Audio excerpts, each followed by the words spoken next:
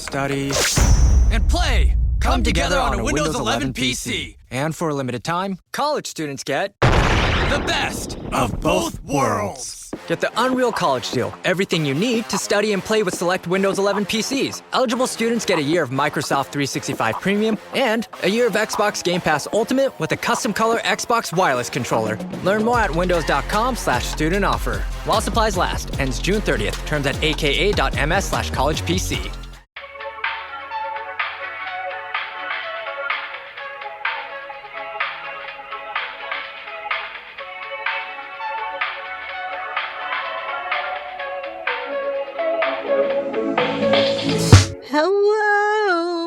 Hello, let's get boosted, people. We watched the second feature film from director Boots Riley. I love boosters. And also our second film in a row with LaKeith Stanfield. I did think about that. I was like, wow. Because I do think that he did movies like Someone Great and Photograph. So now he can do movies where he puts eyeliner on and he gets to do like fun, like freaky indie roles like this. But he was also, in Sorry to Bother You. That came out. Oh, no. Yeah. To me, I'm also before like, those are the ones. And Mott said he did a Mark Wahlberg movie. So now he's like, I don't think we're going to see him. I think we're going to see him doing a lot of fun stuff now because, he had to do, you got to do the ones to pay the bills. Yeah, I mean, he was in Atlanta too, and he was great in Atlanta. I think he's just playing himself. Is remarkable. Mm-hmm. And also, like, the fact that he just plays, like, this hot, mysterious guy. You give him that eyeliner and you smudge it on your eyes, and I go, yeah, I can't look at you for too long. I can't. No. You're a menacing hot. Like, you're a menacing, like, a sinister level of beauty that I go, no, but what's the catch? And hey. We'll get into that later. Mm-hmm. I can't believe this is only his second movie, though. Boots Riley. Yeah, but he also makes music, too. So I feel like he just uses both his brains in different ways. Well, when I figured that out, I was like, oh, that's why I like your movies so much. Because that's typically the most, like, unconventional route to, like, filmmaking that I love. Like, I love things that are so highly, like, stylized and visual. And a lot of the times, like, when directors of music videos and people who do like that has been like a fantastic. The guy who directed he also does music videos. The guy who directed the Beyonce and Gary from Veep Super Bowl spot. I say that all the time. I was like, wow. And then I watched that movie Dumb Money and I was like, this is why I love you, because you directed that Beyonce spot. Like, you know what you're doing. I thought you were gonna say Transformers and Michael Bay. Michael Bay, knows how to make a splash. What can I say? Knows how to make a splash on a big screen. So, I Love Booster stars Keke Palmer as Corvette. We've also got Naomi Ackie as Sade, Taylour Paige as Mariah, Poppy Lou as Jianhu, Isa Gonzalez as Violet, LaKeith as just Pinky Ring Guy. Also, Will Poulter. So the first trailer that dropped was just a scene with Will Poulter and Keke, the job interview thing, or I think it even was like one of the early images I just saw was just Will Poulter like dancing in the store, and I said, I don't know what the fuck this movie is, but I gotta see it. Locked in. He's so funny in this. He's so good. Demi Moore as Kirsty Smith, which she was incredible, and then also Don Cheadle is there as Dr. Shack, which I was How long did it take you? A while, because I was like, I know those eyes and I know that voice, but who the hell is that? But I could tell that they had prosthetics on, but I could not figure out who it is. So at first I thought it was Boots Riley because I was like, I can physically tell this person has prosthetics and I can tell they're putting on a different voice. And I was like, Boots Riley, like, he's, as far as I don't know if he was in Sorry to Bother You, but I knew he was in the movie at some point. And so I was like, I could see him having a more of like a role than like a cameo. And so I was assuming, I was like, okay, well, this person's got prosthetics and they're putting on a different voice. And then once we get to, unfortunately, the part where like really towards the very end of the movie, and then I went, oh my God, that's not Boots Riley. Who the fuck is that? And then I was like getting closer to the voice and I was like so fucking close. And then as soon as we walked out of the theater, that's the first thing I fucking Googled. And I was like, oh my God. Wonderful acting. But I was like, Don Cheadle. I don't know how they made him, in my mind, they also made him shorter. Like, well, he's not that tall. I've I don't met feel him. like he's that tall. Is he tall? Well, all I know is I was sinking into my chair from secondhand embarrassment from the entire interaction. But he was not like, he was more substantial than he looked in the movie. In the movie, like, he looked, and I think it was also the perspective of shooting the first scene specifically of him standing on the table. But it says he's 5'8" when I Googled it. But I don't think he was like a wafy 5'8". Okay. Do you know what I mean? Like, and I think in the way that he looked like Elijah Wood size in that fucking scene of him standing on the table. But I think it was also the perspective of how it was shot. Yeah. But it's a fantastic cast, absolutely stacked. This movie... Also produced by Sharon as well. Yes, I saw that, which is why we get 3 Keke songs at the end of this movie. I said, that's Lauren's voice. I heard that, right? Yeah. I was like, there she goes. But this movie, as we were about like 15 minutes in, I was like, I knew going in, this is Boots Riley. His music that he makes is very political. So are his films. I knew going in it would be that, but I was like, what the fuck is it? Because at the very beginning, it's pretty a pretty normal film until we go outside and there's a giant ball rolling down the street. But I was just like, I was confused. And then when we got into it, I could not drop the smile on my face. I was bopping the whole time. From the beginning of the music to like just the opening scene with everybody's names, I was like, yeah. And also I love, and I know that he was born in Chicago, but like he's Bay Area through and through. Mm-hmm. He moved there as a kid. Because I remember I saw that's Chicago. I go, I'm so sorry, my whole life is a lie. Boots Riley's from Oakland. Like, what the fuck are we talking about? Nope. He grew up, that's where he spent the vast majority of his time. And so I was also giddy because I can point out where like everything is filmed. And I was like, oh my God, this is so fun.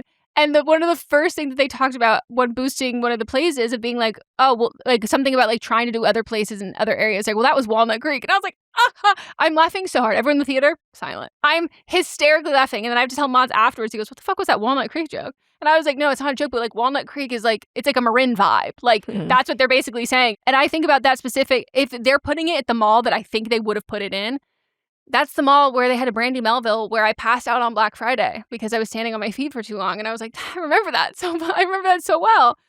I love how he dealt with the city in like a absurdist, fantastical way. Like it was not necessarily being like true to the city, like but he like took the exaggeration of the Bay Area of like the steep hills and like having that through everything. But like, I just thought it was just from the start, I was like, oh, I'm going to love this. I also, I love weird shit. Like I love weird fucking movies. And he makes the exact kind of weird movies I like. He makes beautiful weird things. And I love beautiful, it doesn't weird go things. So weird that you're just like, ugh. Like there's not like it's not gratuitous or like exploitative it means or something. Yeah, like there's a message behind it, and it's also like, it's not like other people will do things like a train wreck or car crash, you can't look away. He does it like candy. You can't look away because it looks like candy, and it's just so well done. And I feel like these were all the best collaborators to have on this project. Like everything fit so well.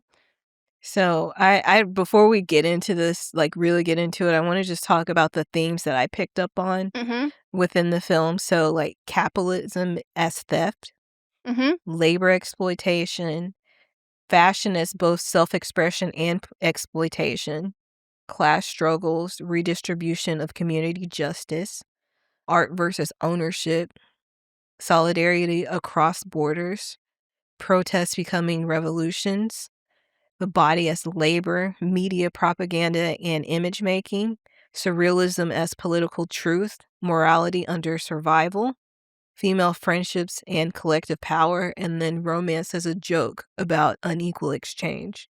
Oh, that last one, very good. Very good. He's able to just collect them all, like in a way that, and they're also all so intrinsically intertwined. Yeah, and I think everything makes sense. Well, and it's because like everything is in fact connected. Like all of this is connected. And so I loved so much like having very explicitly all of the characters talking about their goals and their wants and like initially viewing them as like completely separate entities that are not at all related to what anybody else wants. But in reality, you can't get one without they're all connected. You can't get one without the other. And one of my favorite lines in the whole fucking movie, which I was like, damn, is when she's like, she's a billionaire. What are you going to do? Annoy her? Right. Like, oh, yeah. Like, that's at most you can do is like be a tiny pebble in someone's shoe.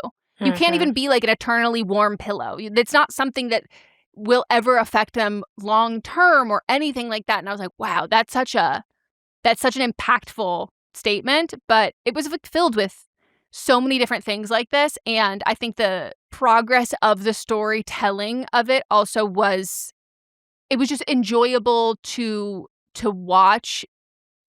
And it also felt like a dance. Like all of it felt like it was grand, which I think is such a beautiful way to talk about issues like class consciousness and like poverty and housing and like capitalism and all that, to do that in a way that is beautiful and like luxurious, I think is incredibly effective in the storytelling. So as Meghan mentioned, we are in San Francisco Bay Area. Corvette, Mariah, and Sade are known collectively as the Velvet Gang. The gang regularly shoplifts from Metro designers, a fashion chain run by Christy Smith. And they then boost it and sell the stolen clothes at discounted prices in order to make ends meet. And we find out that Christy Smith is Corvette's idol in terms of like fashion and design. And so half of them are stealing it because like she jacks these prices up like way too fucking much. Nobody can afford it. And also it's a way to make money. But there is a sense of admiration from Corvette, who wants to get into fashion designing. And then we also find out that Christy Smith is a child prodigy of science. Yes. And I was like, what is the payoff of this? No, and I was like, it's coming. I just don't know what it is yet. Oh, but you what had is more this faith. Payoff? I fully thought there was no payoff. And then when it happened, I was like, oh, okay, so it does. Okay. I was enjoying it regardless.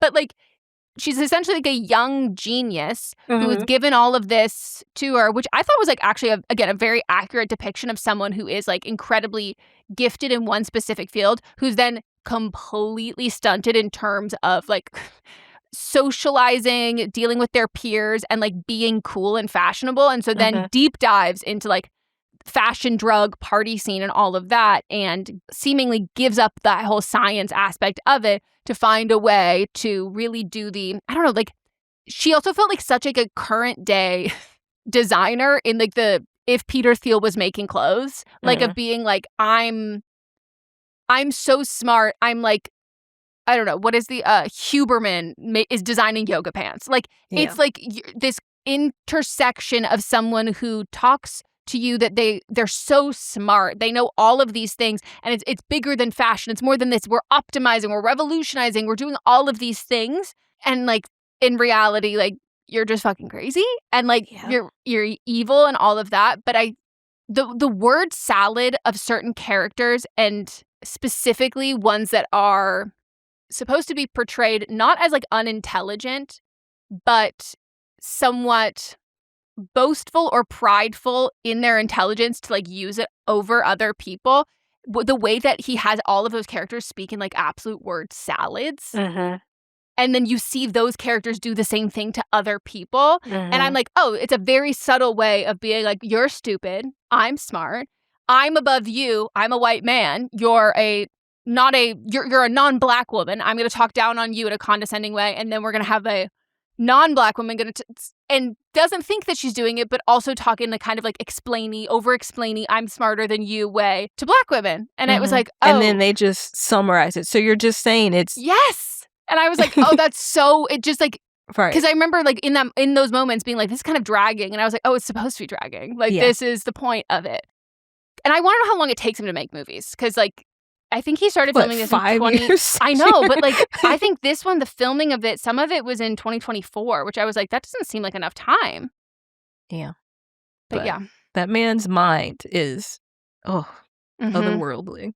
So the gals are often boosting things, and it is really getting under Christy's skin to the point where she's going out on the media or posting on her Instagram, and she is discussing her belief that fashion is a form of transformative art. But then she insults the Velvet Gang by calling them low-class urban bitches.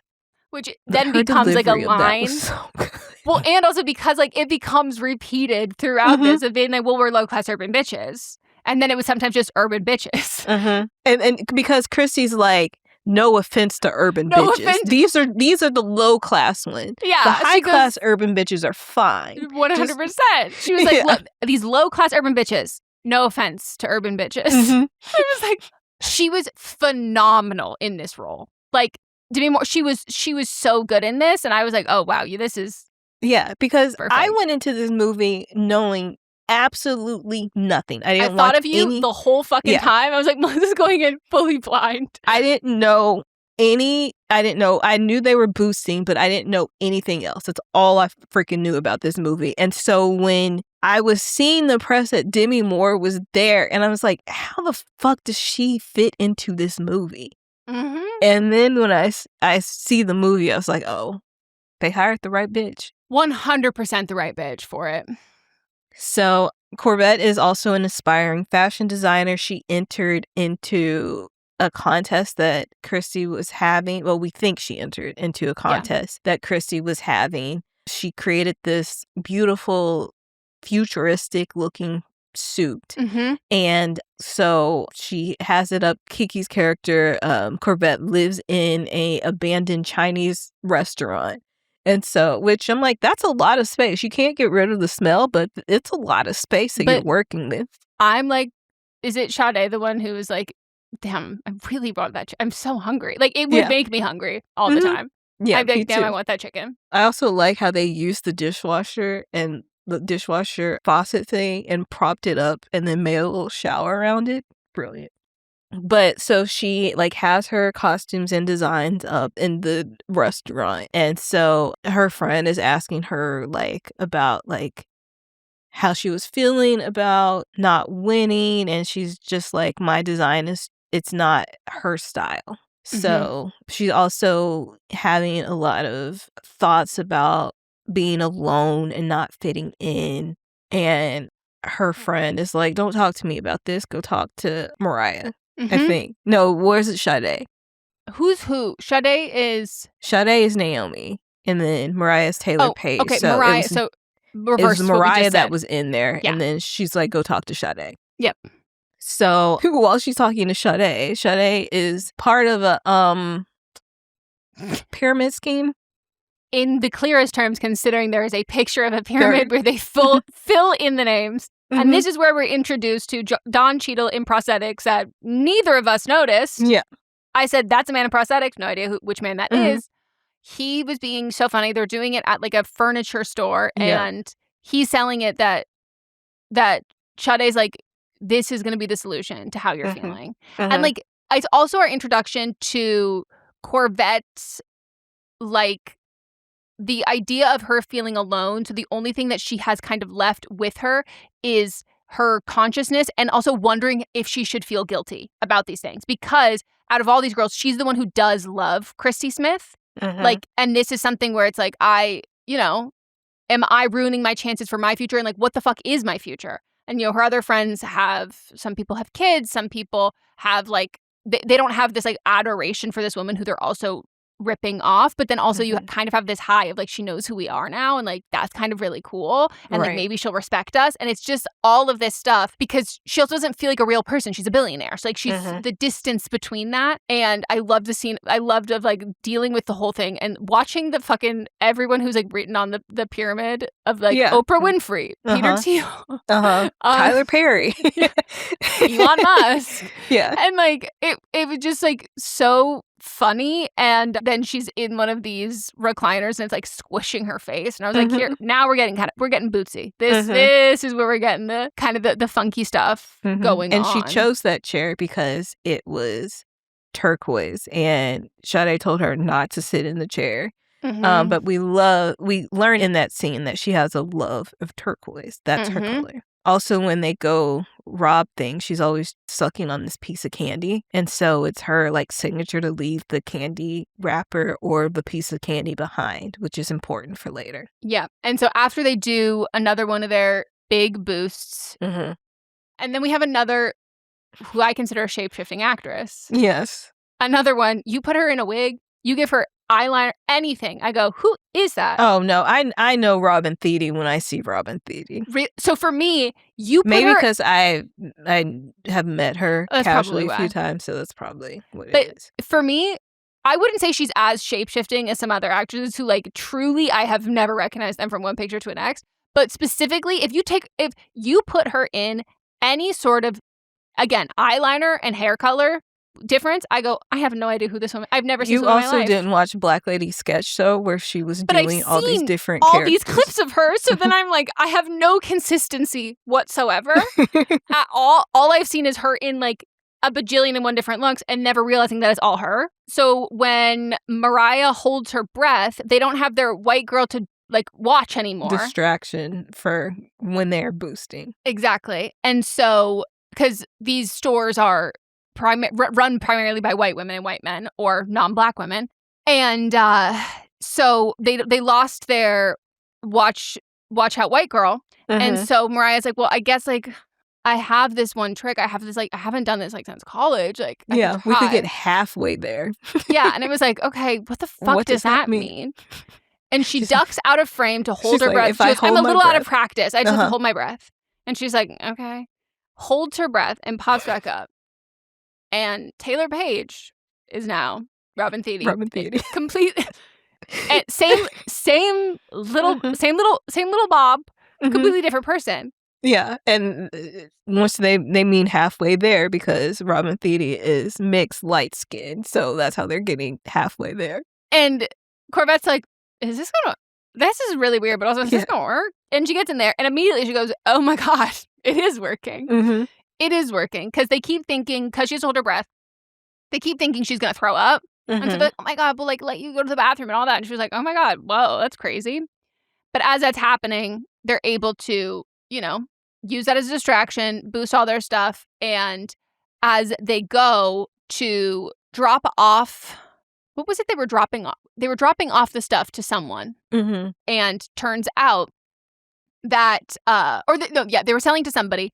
And Corvette sees a coffee cart outside of this apartment complex and is like, oh my God, that's going to be Chrissy Smith's. And they're like, it's a coffee cart. They're like, no. She gets her custom coffee, like every day. This is the time that she'd be getting it. Like she's read all of her books. She's seen all of her documentaries. Like she loves her. She's like, no, this is definitely her. Like maybe I could meet her. And they're all like, okay, weirdo, like whatever. They clearly are not. They do not have the reverence for this fucking woman that she does. And so her idea is to actually, in fact, get inside the coffee cart. Mm-hmm. And I do love movies where you have to suspend disbelief, like universally, because like I love that the woman pushing this coffee cart, this is her entire job full time, does not question why it weighs more. Why is it so heavy? Why is this 100 pounds heavier than it was before? Doesn't even cross her mind. I'm pushing it uphill. Doesn't make any sense. And I love that. So she brings it all the way up to her apartment. And this I loved because San Francisco has incredibly steep streets and hills. It's like an incredibly hilly city. The Bay Area in general, but San Francisco's so hilly that they built her building to look like it's also completely on an angle. And then you think maybe, it's an optical illusion. You get inside. No, it is. It's like, and I literally had taught Mats the day before what a raked stage was. And so he was like, whoa. It's like, I was like, yeah, that's without a doubt. Like, it's so cool. And she pushes it all the way in. And now we know that Keke is inside the coffee cart at her favorite designer inspirations apartment. And this is the first scene that got stressful for me. I was scared. I was scared, not like for Keke's safety, but like as far as like meeting Christy, but because we're at an angle the whole time, and Demi Moore's or Christy's keeps saying like just like brace your core, like you can do it, move. She's clearly used to it. She takes the coffee cart and moves it herself. Again, why is this an extra 100 pounds heavier? Turns it on its side, and she's like, okay, I'm done with you, basically. And then Corvette's hiding in it, so she's got to get out. Mm-hmm. And the employee, like Melissa said, the employee was struggling to get all the way out at this steep angle. And she needs to sneak out. she's got her fucking dress on, her high heels. She needs to sneak out while Christy Smith is in the bathroom. Mm-hmm. And the employee left because the houses or the apartment's at an angle. When she closed the door, it opened back up. Mm-hmm. So Keke's like, I just need to get out. And she keeps falling and like going backwards. The part she's like running, her feet are moving so fast. It's like she's a not cartoon. No, and I was like, this is like me trying to like move anything in my dream. Like this is me trying to get from point A to point B and being like, why isn't it working? And trying so hard. And as she's almost there, Christy Smith pops out and is like, what are you doing? And we get a very quick lie from Corvette that she works in corporate and that she's just doing for the coffee company. Yeah, that she's there she's a manager. She's there just doing like a quality check. And immediately Christy Smith launches into one of her empower shaming speeches. The girl boss. Yeah, what's the first rule of being a manager? And it's that you can't be seen because once that you're seen, then the product is taken away. Now you're the product. Like she's just going on and on and on. And then Keke starts to finish her sentences because these are just lines out of her book. And that impresses Chrissy a little bit. Yep. And unfortunately, she gets a little too confident and almost tells her real name. Corvorciaretti. Corvorciaretti. And she's like, oh, okay. And she leaves. And nope, we gotta bring up what she has on because that's important. So Keke has on this turquoise dress and wig because whenever they go boost, they have on these very elaborate costumes. And Chrissy notices and is like, that's an interesting outfit for a manager to have on. And Keke is like, well, I'm also a fashion designer. And she goes, this is turquoise. And then starts to tell the story about when she was little and her parents were there. And they had a car that had a turquoise interior. And Chrissy's like, I didn't ask for your fucking life story, but it's important for later. And then she goes, it's aquamarine. Yes. And she's like, no. And she goes, no, it's aquamarine. Yeah. And so we hear Corvette talk about how, like, the color makes her safe and all of that. And it's like, don't need all that. No, and you're wrong about the color. So we finally, maybe she's getting a little bit of like, oh, maybe my idol is the evil corporate billionaire that everyone says that she is, that 50% of my brain knows, 80% of my brain already knows that she is. But then she gets out, is able to fully walk out of it. But we also forgot. So while she's also inside of the coffee cart, she overhears Christy on the phone talk about the $100,000 suits. And it's like, holy shit, wow. And we've already seen like price tags for a lot of this clothes, and it's like $2,000 top or dress or whatever. But like $100,000 suit in this universe and in any universe is crazy. Like that's an obscene amount of money. Like that's not how much Tom Ford suits cost. No. Like it's just crazy. And so that's also not something they've ever seen. And so that is something for us to keep in mind. Yeah, it becomes Keke's goal. It's her big prize. This is what everyone's talking about. Everything's on the table. This is what champions come to take. This is what everyone came to see. And the slam! No do-overs. No second chances. No more Mr. Nice Guy. This is winner take all.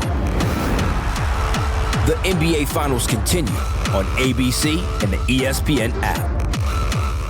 Hi, everyone. I'm two-time World Cup winner for the U.S. Women's National Team, Julie Ertz. And I'm former NWSL star Kaylia Watt. Welcome to Style of Play. From the U.S. Women's National Team to the global stage, we're talking to stars on the pitch and special guests from across all sports and entertainment. We're also getting real about life after the game, motherhood, and what it's like raising kids in a two-pro athlete home. Make sure to follow us on social at Style of Play Show and subscribe on YouTube, Spotify, Apple, or wherever you get your podcasts. You ready, Kay? Let's go.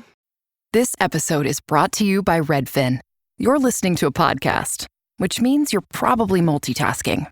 Maybe even scrolling home listings on Redfin, saving homes without expecting to get them. But Redfin isn't just built for endless browsing. It's built to help you find and own a home.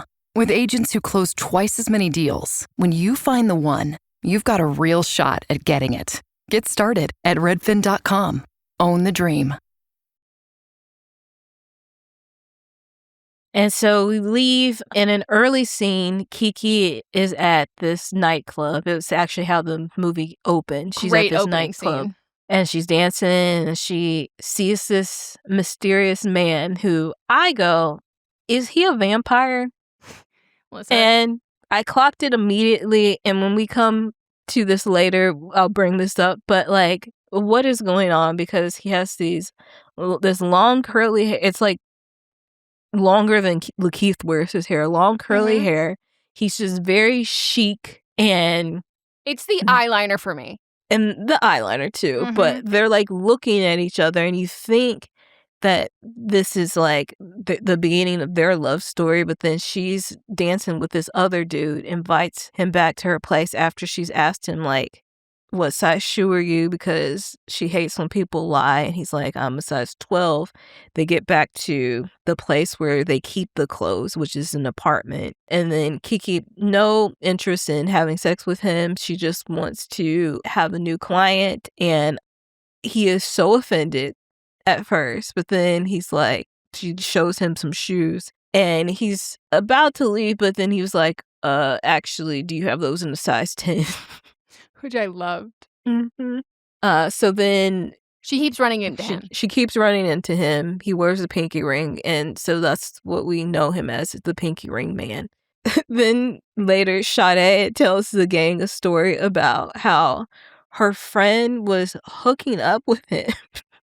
This part is so crazy because I also we'll have to circle back to this, but I need to know how the fuck did Sade find this out? Right. Like, I was like, how does that work? Because I think if you found out this information, you're leaving out a crucial bit of the story. It's actually, like, really important for me to know how you know this. So she's telling the story, and we're visually seeing it, too. So she's telling the story about her friend, like, fell for pinky ring man. They hooked up.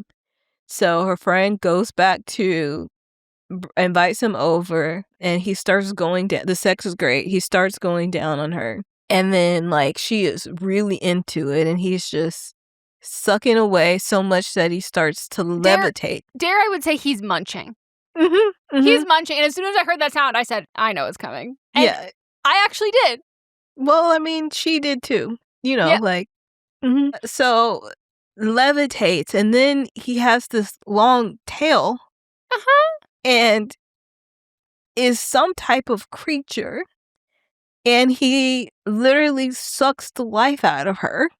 Via her pussy. Yeah, via her pussy. And because they're just hearing the story, not seeing what we're seeing, the other girls are like, okay, damn. Guess Keke goes, I guess I'll block him. Yeah, and she's like, no, he sucked her soul out of her pussy. Like, and that's what I want to know. And it's like, I wonder if he eats ass. Yeah. Did you eat that? No. I was like, okay. I want to know. I'm like, so is she still existing without a soul and like told the story, or like was someone else there? She come back to, like, did return? I have so many follow-up questions, but because they didn't fully understand, they didn't ask the questions, and Sade didn't, give us any more details. Like, did someone find her in the bed dead? Did they think like, the logical conclusion is she fucked him with the pinky ring and he sucked her soul out of her pussy? Right. I will say this does in fact, and I think, which is why I so quickly was like, I know exactly what's going to happen. One of the first scripts I was sent when I moved to LA was a motherfucking vampire movie for an audition for the first girl, who, of course, dies. And it opens up on a shot of her in between her legs being eaten from the inside out from a vampire. And I was like, I'm actually really good. Thank you, though. How about we start this, like, maybe just do it while she's on her period? How about that? And also, like, I don't think we ever need to start a movie that is not an adult film with a in between the legs shot. And also, like, why do I, by the way, it's a comedy. Why do I have to audition for this? Right. Just, like, you should just give this role to someone. This is not a desirable role. The only lines are moans. And then screams of pain.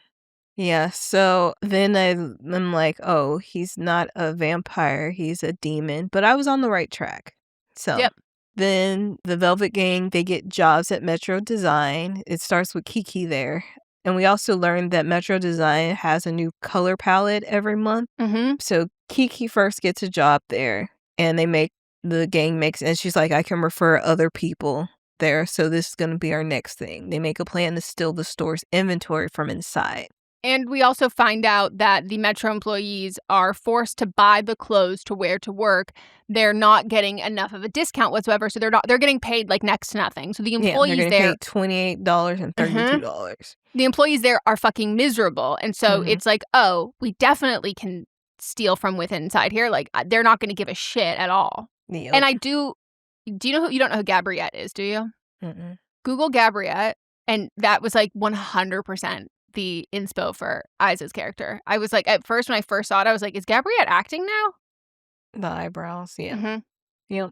We also know that this is when we learned that Violetta absolutely hates working there, and she wants to start a revolution, and her other coworkers just like, okay, whatever, we can't really change anything. But Violetta is about that life. Like she wants to be part of something but can't get other people to really join her.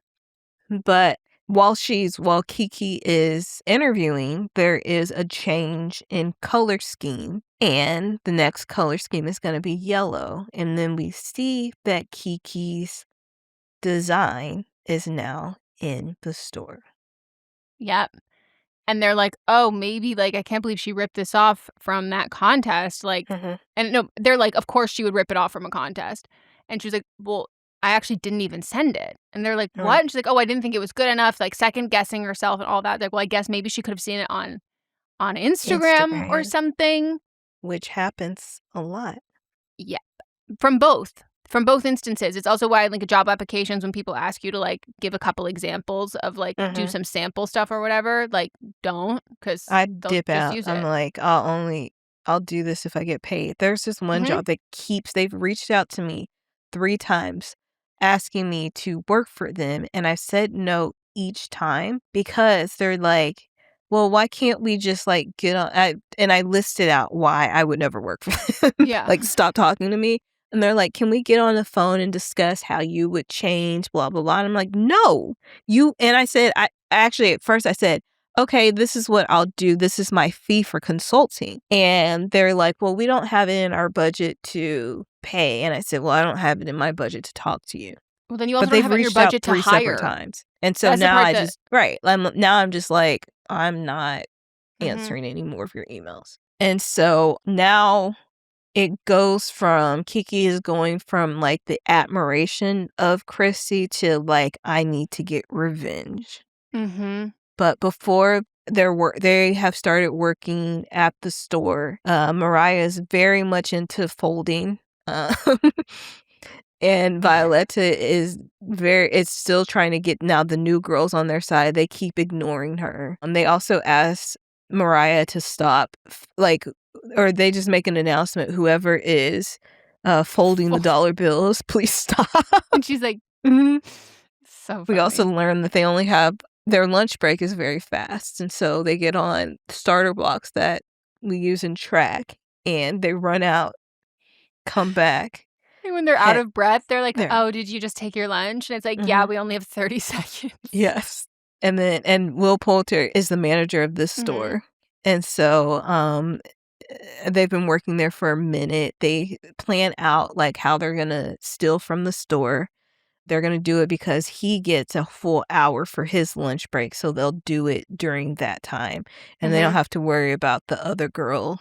The other girl is because they're not getting paid either. And but Violetta is listening to all this and just pops out of nowhere and is like, and again is trying to get them on her side. And they're like, we're uninterested in your fucking unionizing. We're trying to steal. And also, if I'm not wrong, they were planning on stealing more from this one because they were going to clean out the whole store. But it's also because it's a lower end. It doesn't have as much of the higher end individual pieces. And it's supposed to be like one of the cheaper.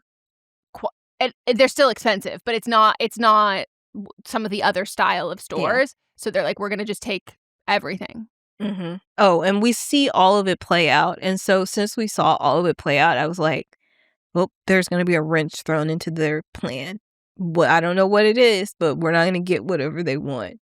So before Will, who his character is Grayson, can go to his lunch, he calls all the girls back for a meeting and is like telling the new girls, which is the Velvet Gang, that their clothes are essentially a season 2 old, that they're wearing the right color, but it's not from this current season. And so here's what you're going to wear. You get 30% off. And they're like, but we already own this. Like, we're not trying to spend the money. And he was like, nope, this is the clothes you can wear. And I'll give you a 30% off discount. And it's now Violette's like, see, like, this is the shit we're fucking talking about. But before they can change into it, he had gone out back into the room, the main shop, and is screaming bloody murder. And they go out and we see that it is empty. There are no clothes there.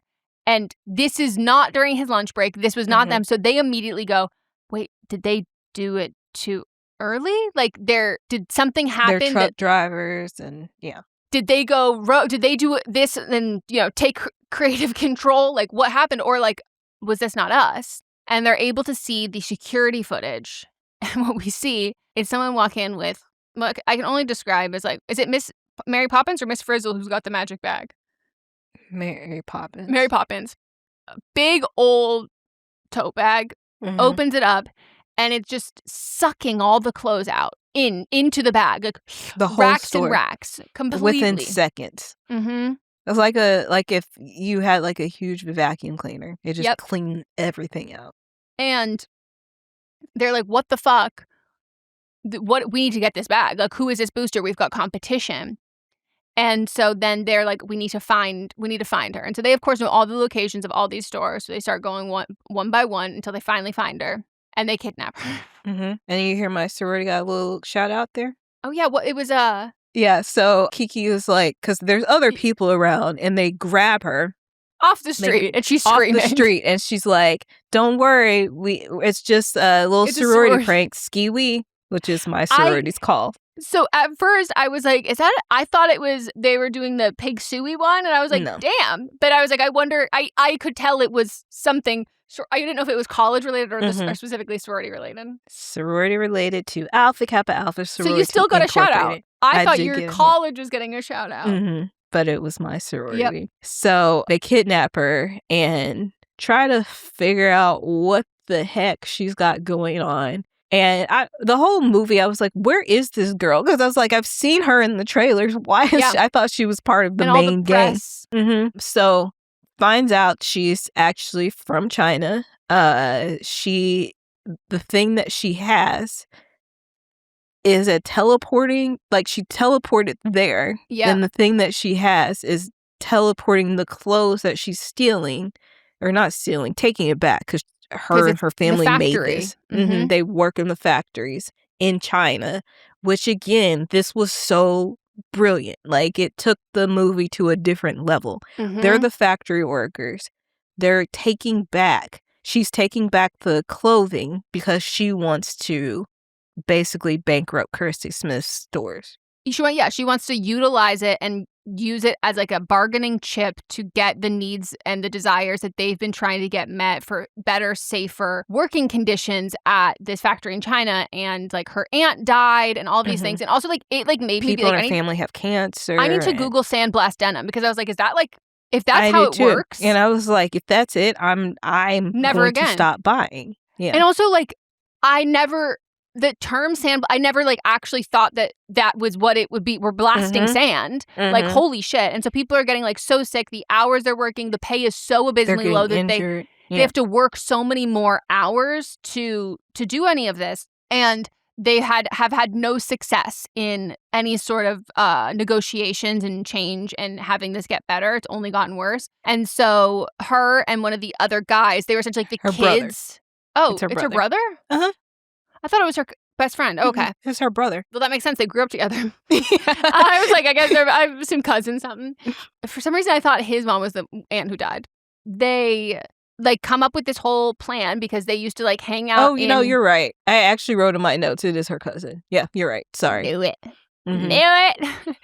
But they Can we talk about how the reveal is? It's like they're best friends. They like to do silly things outside of the factory. So we see them playing around. Because they're kids. They're like Because growing they're kids, up but they're at the fucking growing factory. up. But They they literally take working. an actual rock, not like crack, but just an actual rock, crush it up and snort it.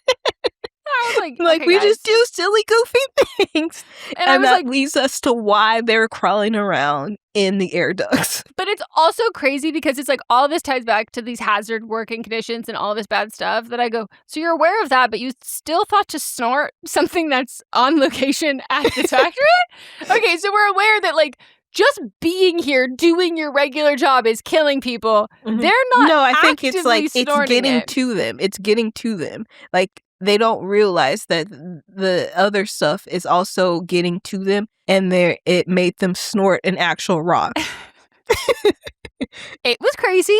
And so they're going through the air vents and stuff, and they overhear one of the meetings with like the higher guys ups, in suits. and they see this thing being used that's like a teleporter kind of a thing, and they're like, holy shit, wow. And they're doing it to get around paying tariffs. Mhm. Which And I was shipping like, costs, damn. Yep. Mm-hmm. And so they're sending it directly to the stores. That's how they're able to turn over so much product immediately and like shift everything in the span of a month. When And they stole everything's- this technology from the Chinese government. Yes. So the Chinese government doesn't know they have it, nor does the American government. So it's a little bit tricky. But then after the aunt dies and they've asked for like their labor conditions to be addressed and all of this, it's like, no, you got to work just twice as hard, like suck it up, blah, blah, blah, whatever. And so they hatch this plan that they're going to steal this transporter thing, and they're going to take all of the clothes back and use that as a means to get what they want. And so they don't know much about it.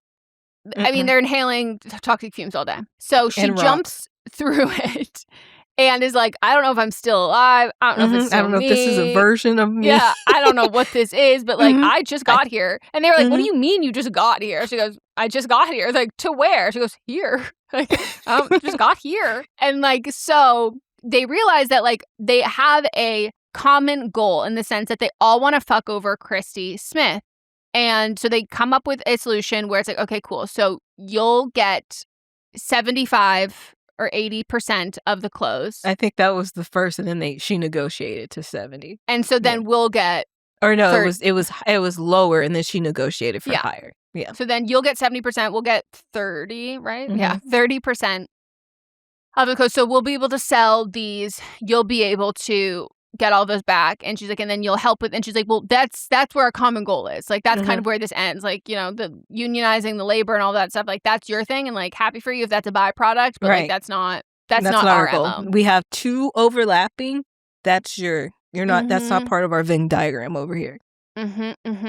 And so they use it, but as they're using it, it's not necessarily like teleporting. There's all these different settings. And when they're in there thinking that they are teleporting it back to like some of the clothes, when they finally break into one of the places and use it, they think it's going to teleport the clothes. But what it does is like changes them. It sprays a liquid on them and then changes but also it. kind of looks like cubic zirconium just being sprayed on people. And they're like, that was weird. But like it changed it like made the mannequin different. And they were like, that was It was weird. a person in that. Exactly. And it turned into a person. And then they were like, what? And so then they bring it back to like test it out to try and figure out what it is. And so on this version of it, like it's hitting. Oh, and there's two of them. That's why there's two. And so they're pressing all these buttons and they're testing it out. And like everybody's clothes are getting transformed and changed into all this stuff. And it's like very fantastical and absurdist and pretty cool. And as they're trying to figure it out, then they run into Violetta, who is just so nosy. She breaks into their apartment that they and she's like, if I can break in, anybody can break in. And so she is like, oh, this isn't a teleporter. This is a situational accelerator. Yeah. She goes into her fucking spiel. Yeah, that she learned about on WikiLeaks. Which was also like, great. Totally makes sense. So she deep dived high. And we see her that girl is smoking or puffing out of a vape. Which she's suckling that vape like a fucking newborn to a T. That is even never like in the not in her store, mouth. she'll hold up like a magazine in front of her face and smoke. And we just blow, and we just see smoke coming out the sides. But like, I saw this quote, and it reminded me both of you and her, because you always talk about how people are just smoking out of USB drives. Yep. But somebody posted that vapes are charged in your computer, so we learn how to suck off computers later. Yeah.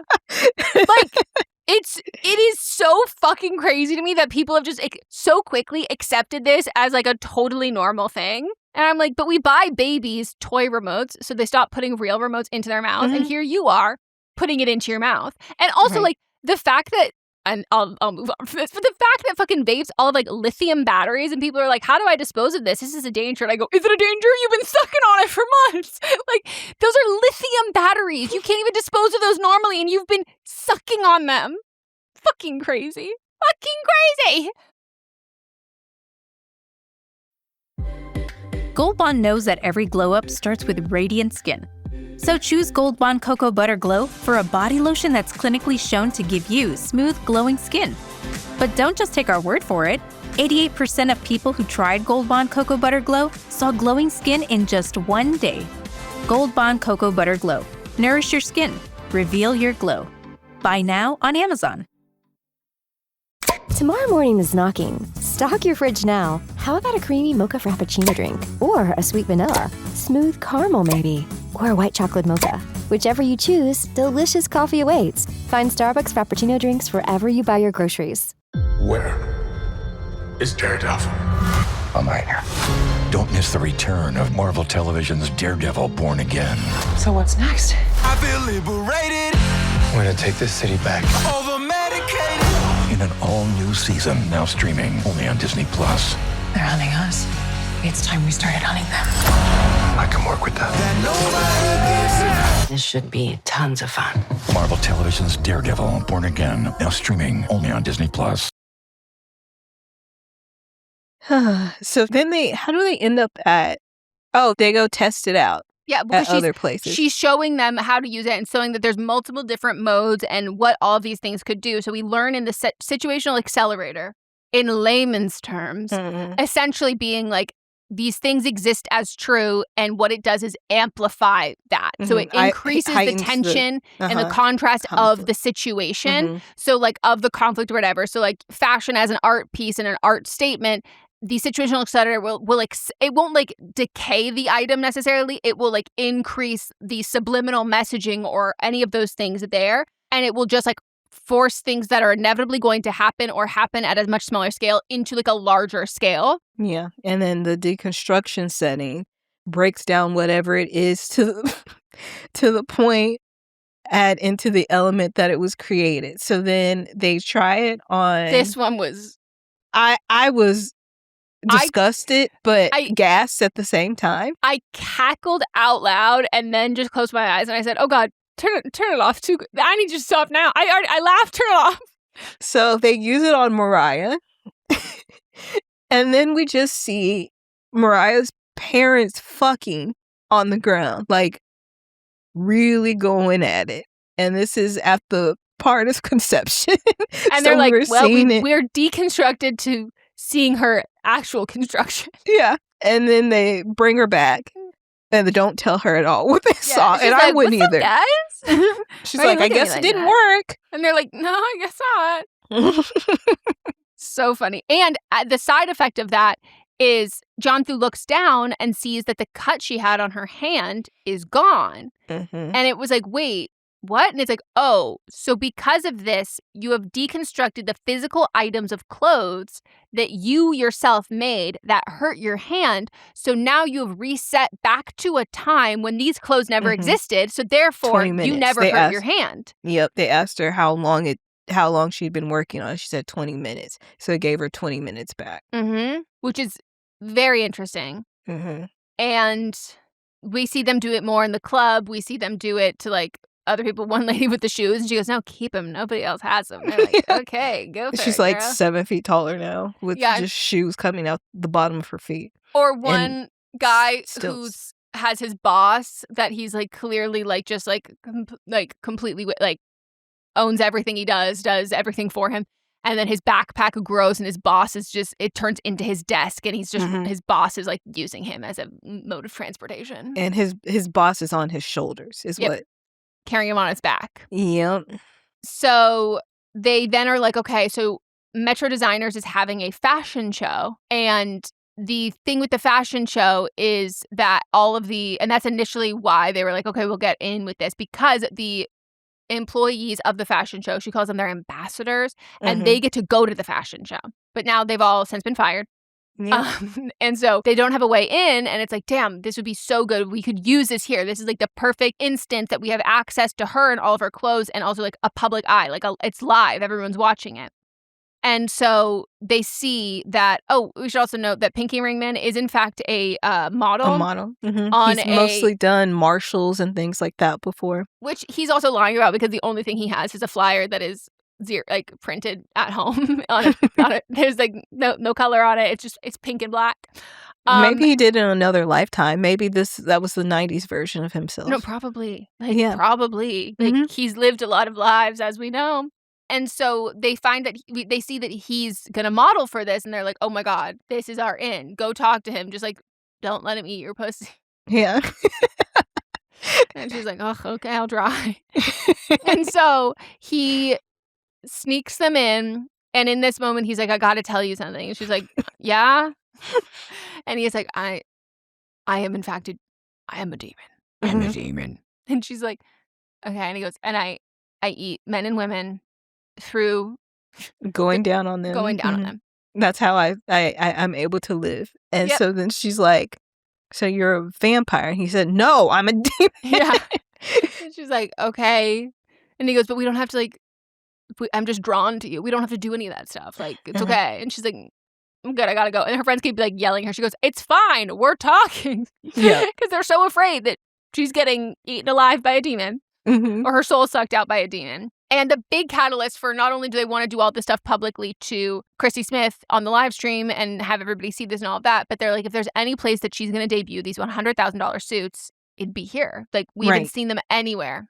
Also, forgot to mention, after the booth where she's wearing the dress that Christy met Keke in, there's news footage of them breaking in, and Christy sees the outfit and the wig and knows immediately who it is now. And then asks her assistant, asks the coffee person, like, who's your manager? So now she's figured it out.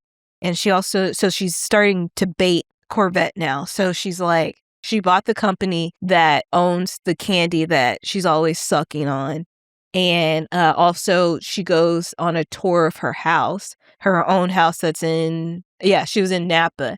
And now she has like painted things within her home. And she's like, goes into why aquamarine is her favorite color for this. So she's been baiting Keke this whole time as well. Well, because she also wants something to happen at this fashion show. Because as they keep saying, it's like, she says that she hates us, but we make her more famous. We make her more relevant because we're boosting her stuff. And they're like exclusively boosting her stuff. So like, she gets to talk about us all the time, and they're saying that that they're devaluing her items, but that she's technically not, because they're making her even more and more famous.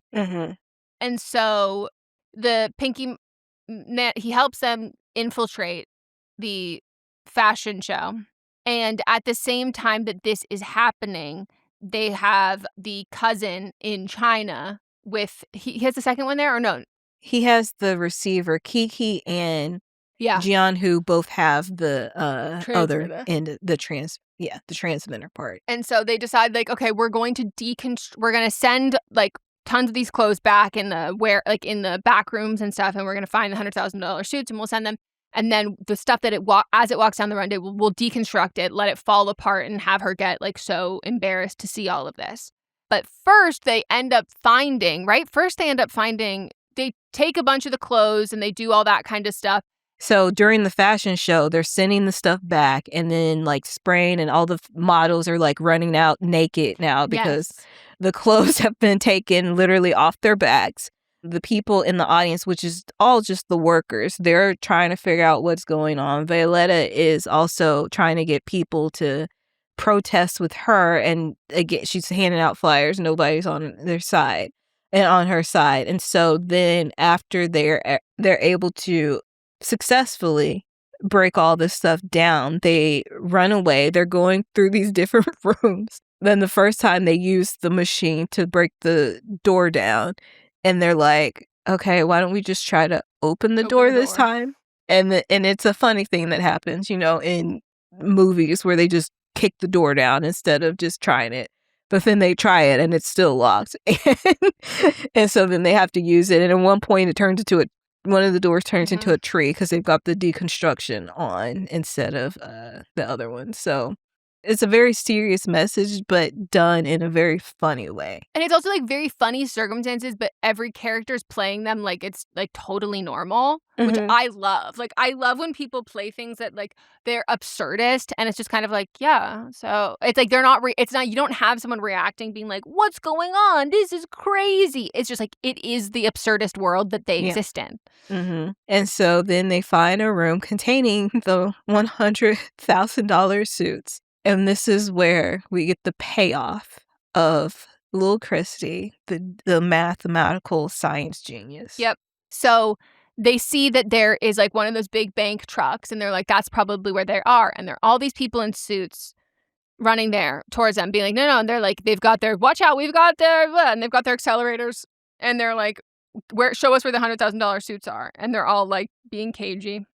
But they're all people that we've seen before. We've seen them explicitly besides the Dr. pyramid guy. Yeah.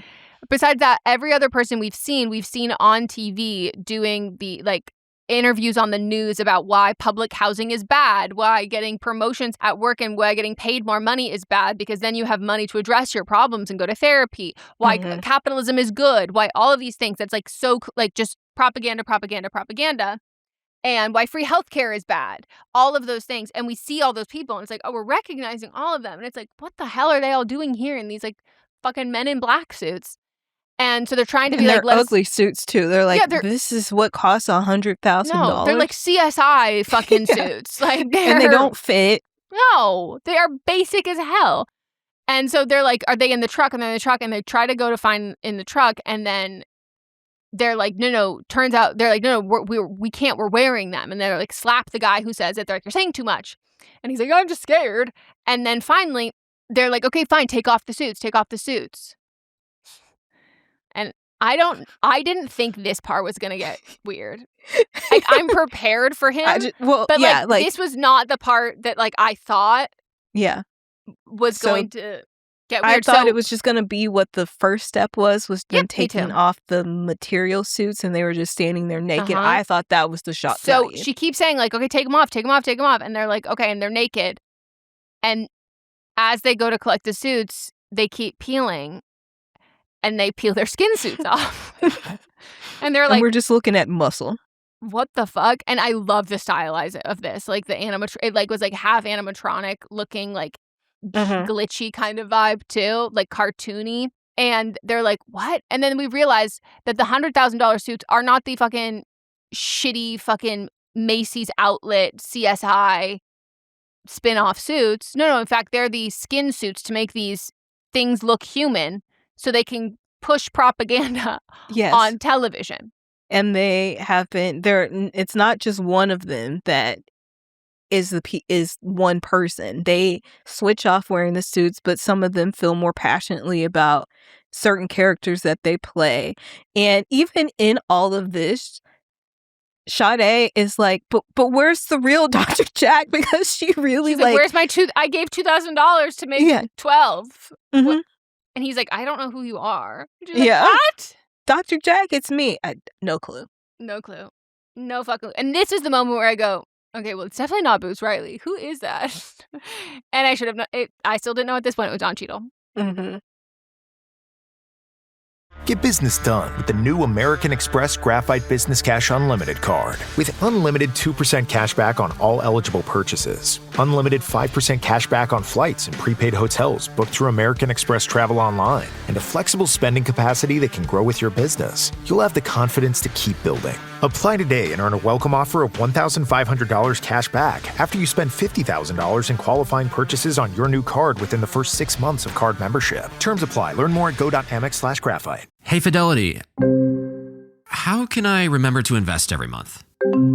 With the Fidelity app, you can choose a schedule and set up recurring investments in stocks and ETFs.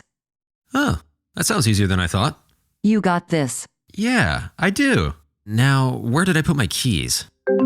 You will find them where you left them.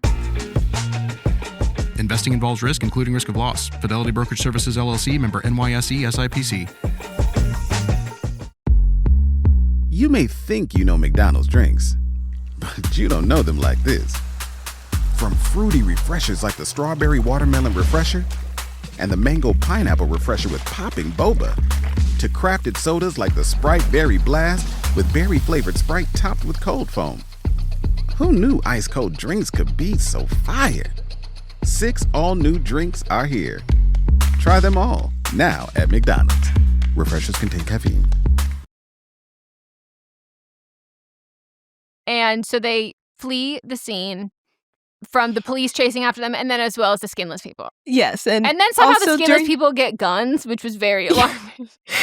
Also, the skinless people are running around, and like people aren't shocked by this. This is just part of the world. But we also turn into miniatures because I was looking. I was like, this is a miniature set, and I love that too. Which bring more of that back. Yes. Use miniatures. I love how he CGI. plays with perspective. Like the perspective of it, it's so fun because like it is trippy and absurdist. And like that's the whole point it's supposed to be. So we are they've split up. Yeah, but it's also the culmination of the argument that Sade and Corvette have been having this whole time, where Corvette wants to get revenge and Sade is like, the best revenge is money. Like, we just need to get the money and pay this. Like, there's no way. This is when she says the line. Like, she's a billionaire. What are you going to do, annoy her? Right. Like, there's nothing also, to do. And also, Sade has kids, too. And she's like, I can do so much for my kids with this. Just let me sell this. Yeah, and she's just like, no, we've got to make a statement. And she kept being like, this is going to be a never-ending cycle. Like, there's no way for us to do the thing that you want to do because, like, she isn't untouchable. But, like, we can make ourselves less touchable. We can, like, make this benefit ourselves far more easy than we can make this hurt her. And so they are fighting, but then finally Corvette agrees that they can sell them. And we split up. There's a whole fight sequence. There's a fight. There's even in the truck, Sade's driving, and while she's driving, Keke drops one of the receptors, and while it's dropped, which is pretty cool, they found out that Jiangsu was at the Chinese factory, found out that Jiangsu was at the fashion show because there's video of her using the teleporters. And so they go after, they're like, the receiver has to be here somewhere. Which they've been trying to find this thing since Jiangsu's left. And so then they're like, we got to go find her cousin. And they know that he would have the receiver. So everybody there is like trying to hide him. But because the the transmitter that Keke has fell underneath the car, it's now shooting out like shrapnel essentially from the car. And so he's using that to fight off the business suit men that are in China. And so then she uses this essentially as a portal to fight between San Francisco and China. And so jumping through these, hiding through like all of this stuff, and he's helping hide her and helping fight her. And so she's helping them fight. They're helping her fight and do all of this to essentially keep anyone from getting so the skin suit people want their skin suits back, but everybody wants the transmitter. That's what like everyone wants. And so she's fighting between the authorities from both different settings, and the employees in China, they all band together to help like save her and like fight off the guards and everything. And they just need to like essentially buy enough time and do all of this kind of stuff to get to safety so they can do their final like big one or whatever. And so the other teams they're getting rid of they're hiding the skin suits and some of the clothes and all of that kind of stuff. And then finally, she's able to get back to the fashion show, and everybody else has gotten there now, too. They've arrived because back. They had been at a factory, and they were able to steal even more clothes at that factory, too. And so they reunite there, and as this has all been going on, Violette has gotten more people interested in her unionization and her protest, and so it's starting to kind of get some legs to it. It's not just her, and with pretty much like one side of the runway is with her, the other side of the runway still is not there yet. And at that moment, they realize like, oh, we know what we need to do. And this really also happens after all the employees come together to like help Corvette as she's like hanging from this big fabric thing from the ceiling in China. And she realizes that, oh, all of these struggles, they are all one and the same. Like we turned our nose at Violette, but like that's our struggle. Everything that she watched in China, she was like, that was our struggle too. And my struggle was their struggle. That's why they were helping me and all of this, and realizes that they have a much bigger thing to do than just steal all of the clothes.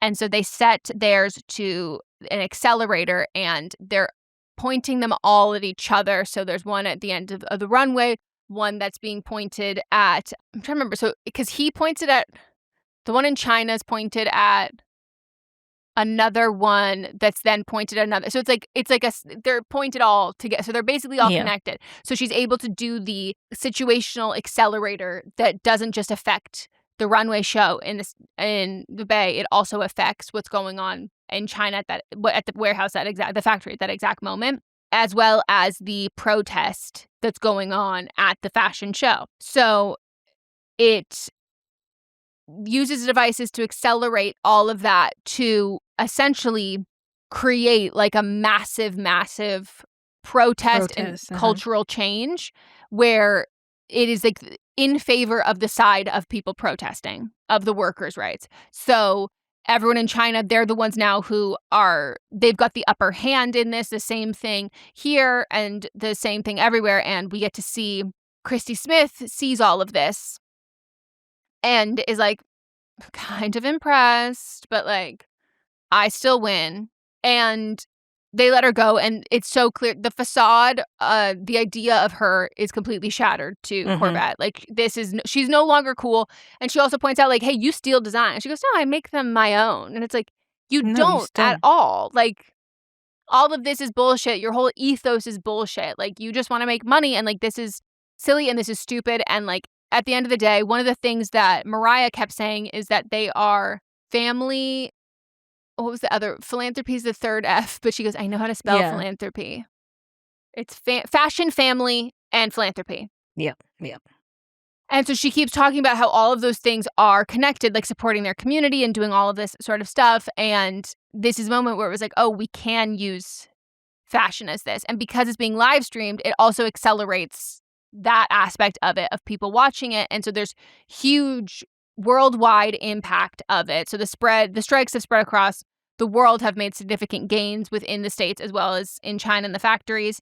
And John Hu has now figured out that because they have destroyed and decelerated, like deconstructed all of these clothes, her mom no longer has cancer. She's not even just like in remission or healed or the treatments worked. No, the cancer that she did have before no longer exists because those clothes no longer exist. The circumstance which gave her the cancer never actually happened now. Right. And it was just like so cool. We also see Violet like on the streets protesting, doing all this stuff, like saying that we're making wonderful, like great gains and all of that. And then Pinky Ring comes back around for what I have to say, like, I loved how this movie ended. Like, I loved it too. Like, you're seeing all of these signs and protests, and I was like, yeah, wow, all of this. And they're like, oh, wait, we've got to wrap up this story. Right. So he goes to her and he's like, we can be together. I don't have to go down on you, which also meant that he would be cheating on her. But like, I don't have to go down on you. And if I truly fall in love, the curse will be lifted and I won't be a demon anymore. And there's so much, like, he has tears in his eyes. He's so he's genuine. Acting he is ass like, out of it. I like you are who I want to be with forever. You're special. I'm drawn to you. You know, like, there's a cosmic thing between us. You can't ignore it. There, and she said that there's this, and like how they film it, there is this draw between them. And he was like, it's, you know, it's there. Like, you and I like both know it can't be denied. Anytime he's talking, the screen gets distorted from her POV. Yeah, like legitimate tunnel vision. And we think that she's like maybe back in it. Where the camera's not doing the total tunnel vision, but it's giving like a little bit of a shake, but it's a glitch. distinct difference than it had been before. And she gives me a look, being like, I can't be with someone who doesn't eat my pussy. Go down. Yeah, like I can't. And just walks off. Yeah, and just leaves. And he's like devastated.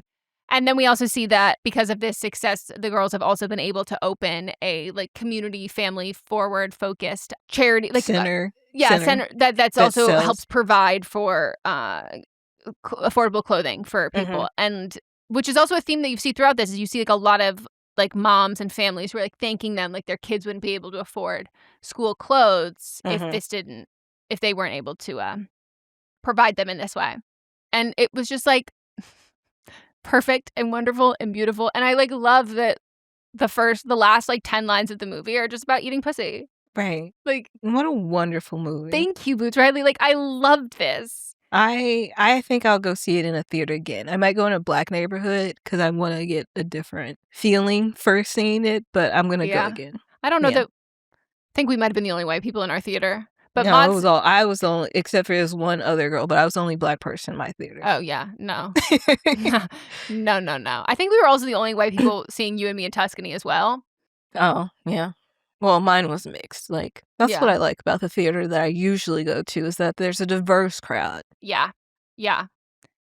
I wonder if it's also just the times that we're going. Now that I think about it, there's a lot of movies where oftentimes we're the only white people there. Yeah. But apparently I was there was sitting between two men as well. I was like, this is surprising. That's unsafe. I don't think that men should be. I didn't like it. I hate that. Like, it was a lot of. I was surprised at how many men were there in the theater. You said yours was like when you bought the tickets, it was almost packed. Ours, I think there was like packed. 3 other couples total. It was completely packed. Mostly men, mostly white men. Oh, all the white men were seeing Obsession at our theater. And I was like, they're not going to get it. That's a movie about incels, and they're definitely not going to understand the moral of that fucking story. Apparently, so everything I've seen on TikTok, I think that you and I might have gone to the only theaters where people didn't walk out. Everybody's like, no. People were saying at least 50% of the theaters walked out. And I was like, I wish I had witnessed that. Like, that's crazy. Crazy. I just also am like, I don't know. I don't think you can go into a movie blind and then get offended. Like, because, like, you go into movies blind, like, all the time like that. But, like, you're not going to be like, oh, my God, I can't believe. No. If I didn't look into this, that's on me. I chose this.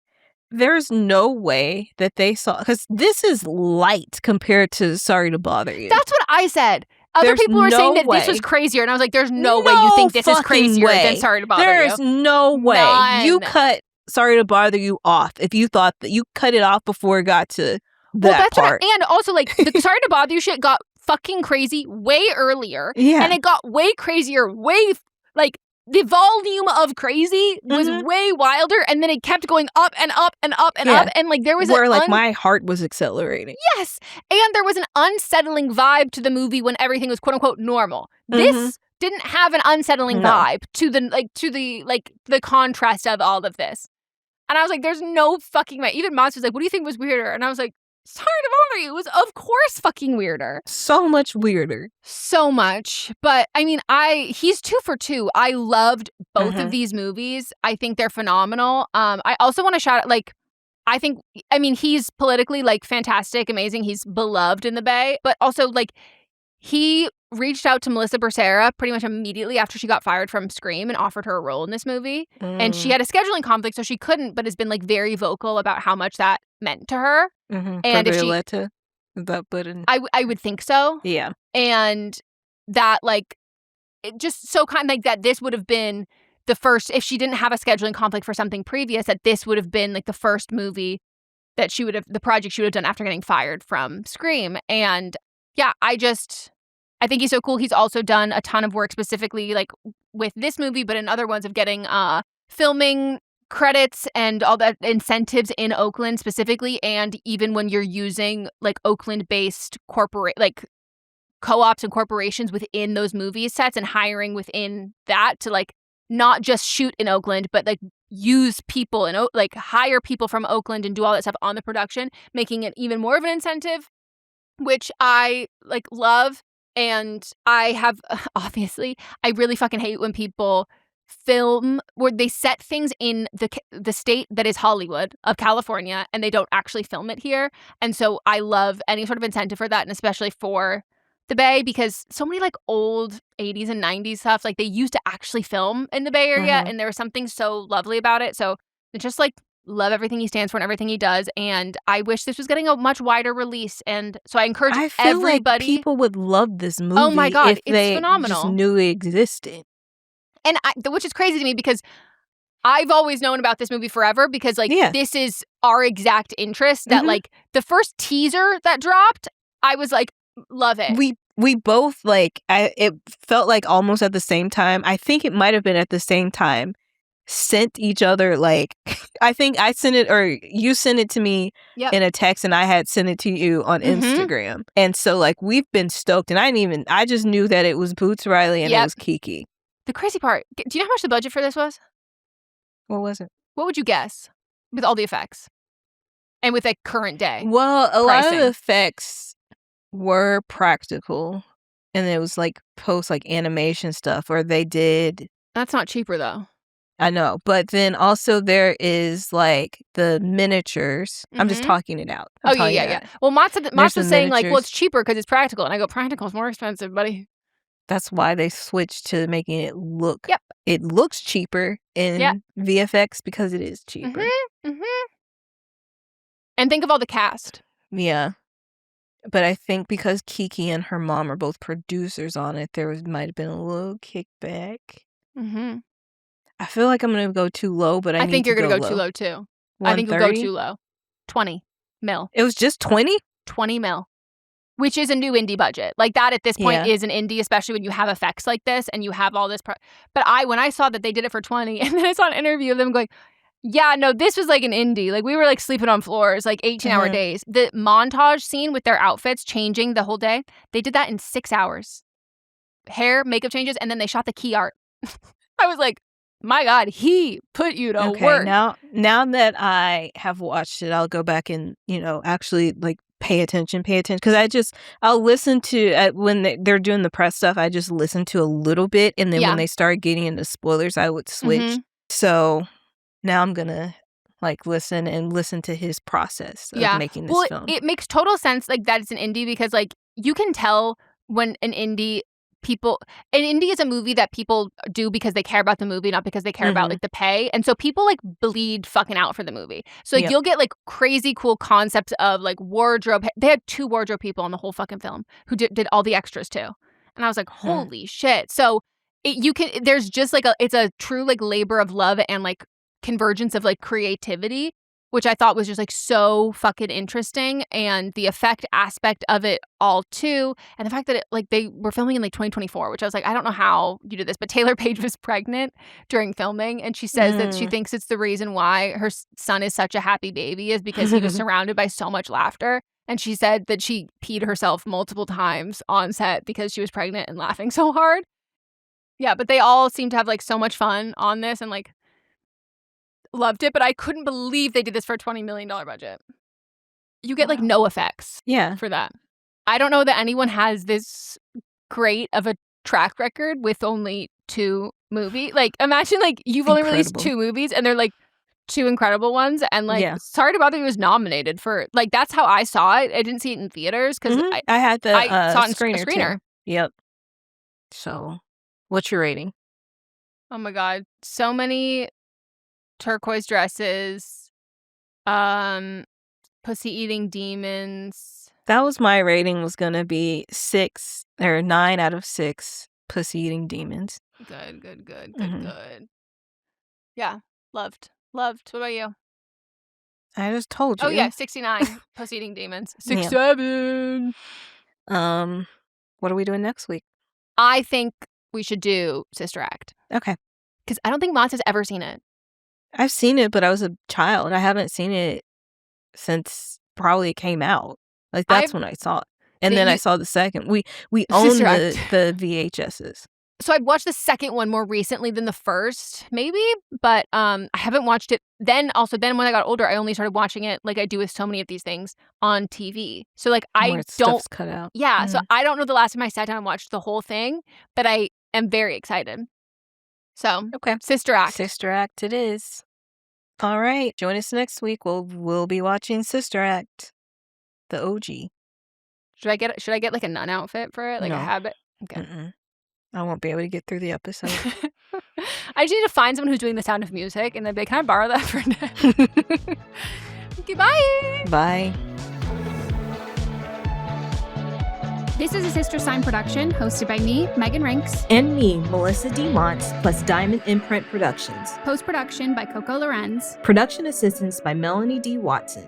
And music by Ryan Hunter and Giacomo Picasso.